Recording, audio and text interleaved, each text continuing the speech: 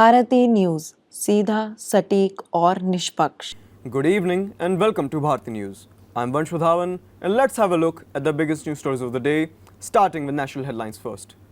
The Supreme Court of India has directed the Election Commission to accept Aadhaar as a valid document for voter registration in Bihar's special intensive revision. The order came after concerns that a large section of voters could be excluded due to a lack of other documents. Reports indicate that nearly 34 lakh voters in Bihar stand to benefit from this decision. The court has also directed that the genuineness of Aadhaar numbers submitted must be verified to avoid fraudulent entries. Previously, Aadhaar was not part of the 11 listed valid ID proofs used by the Election Commission. The political parties in Bihar had raised concerns about the exclusion of a poor and marginalized voters from the rolls. This ruling ensures that these voters will remain on the list ahead of the upcoming assembly elections. Political parties' digital spending data released today shows that political parties in Bihar have collectively spent nearly 48 crores on digital advertisements in the last 30 days. The money has primarily gone to Google and Meta platforms, covering YouTube, Facebook, and Instagram campaigns. The ruling BJP has led this online push, relying on reels, short videos, and influencer tie-ups to connect with the younger voters.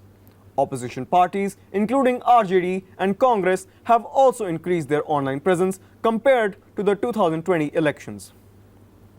This sharp rise in spending marks a major shift from the previous elections when digital campaigning was more limited. Analysts believe that the heavy investment in digital media reflects changing voter habits, with rural and urban audiences consuming large amounts of online content. Party insiders have indicated that the online campaigns will intensify further as the state moves closer to polling dates. Coming to international news, Global Sumud Flotilla incident. The Global Sumud Flotilla, a mission organized by international activists to break the blockade of Gaza, faced a major setback last night.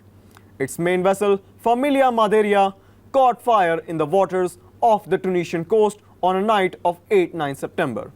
Activists on board have alleged that the ship was attacked by a drone strike. The Tunisian National Guard, however, has stated that the incident appeared to be caused by an internal malfunction. The fire damaged key parts of the ship and forced the mission to halt. The flotilla had set sail with the objective of delivering aid to Gaza and drawing global attention to the blockade.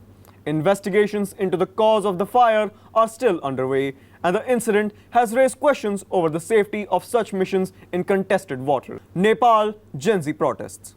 Nepal continues to witness large-scale protests led by younger generation, often referred to as the Gen Z movement.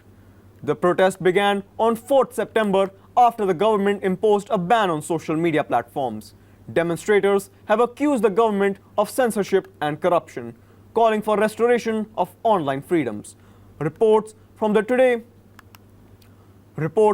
confirm that at least 19 people have died during clashes between protesters and security forces. Despite the violence, demonstrators remain active in Kathmandu and other major cities. International human rights groups have urged Nepal to lift the restrictions and allow peaceful dissent. The protests have disrupted normal life, with schools, offices, and transport services affected in many districts. Coming to sports news, Asia Cup opening match. The 2025 Asia Cup cricket tournament officially began today in Abu Dhabi. The first match is scheduled between Afghanistan and Hong Kong at 8 p.m. IST. This edition of the Asia Cup is being held in the T20 format and will continue until 20th September. The tournament includes teams like India, Pakistan, Sri Lanka, Bangladesh, Afghanistan, and Hong Kong. Organizers have said that the Asia Cup will serve as important preparation for the upcoming ICC Men's T20 World Cup. Teams are expected to test new combinations and strategies in the regional championship. Fans across Asia are closely watching the tournament as the preview of the World Cup contests. The Hong Kong Open 2025 badminton tournament also started today. India's PV Sindhu, a two-time Olympic medalist, is scheduled to play her opening round against Denmark's Line Kristoffersen Sindhu. India's PV Sindhu, a two-time Olympic medalist, is scheduled to play her opening round against Denmark's Line Kristoffersen. Sindhu is among the top-ranked players in the women's singles draw. The tournament is a part of the BWF World Tour and attracts leading international players. Matches are being held at the Hong Kong Coliseum, a traditional venue for the event. Indian players including H.S. Pranoy and Kidami Srikanth are also expected to feature in the respective categories. The event will run throughout the week and is considered an important stop before the year-end World Tour finals. Indian equity markets opened on a positive note this morning. The Nifty 50 index rose above 24,850 points, gaining around 0.35%. The BCE Sensex advanced by more than 300 points, touching 81,087.75 in the early trade. Gains were led by IT and banking stocks, which showed strong buying interest from investors. Analysts said that the market sentiment was supported by global cues as well as expectations of a steady domestic growth.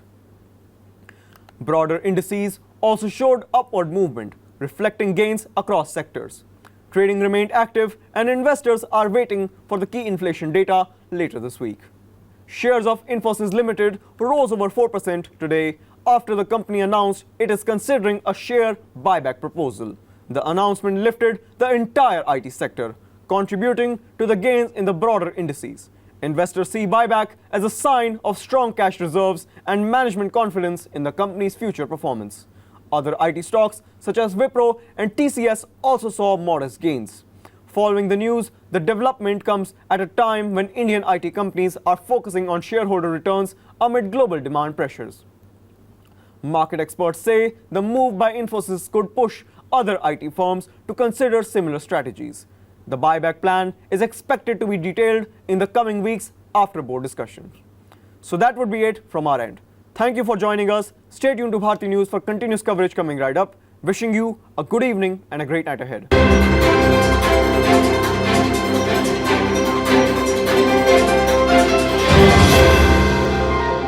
Bharti news, सीधा, सटीक और निष्पक्ष।